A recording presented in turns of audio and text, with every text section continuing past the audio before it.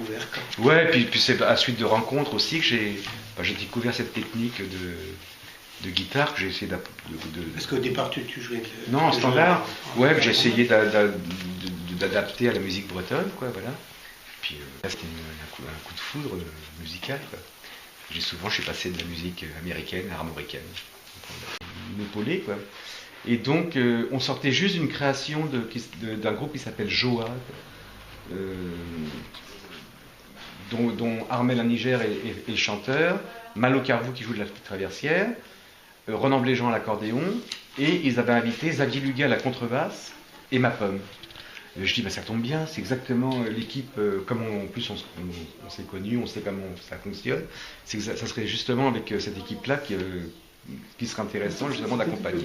Ce genre de création, c'est une occasion unique, quoi, pour découvrir aussi des chanteurs.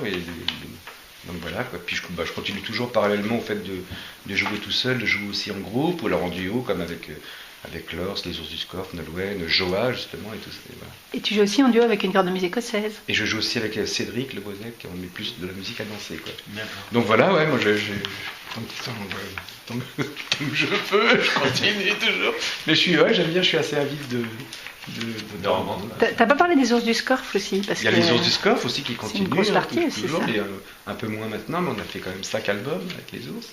Et puis, voilà. Ça te fait drôle de voir plein de petits Soix hybrides dans tous les stages que tu fais maintenant? Bah oui, il y en a beaucoup, ouais.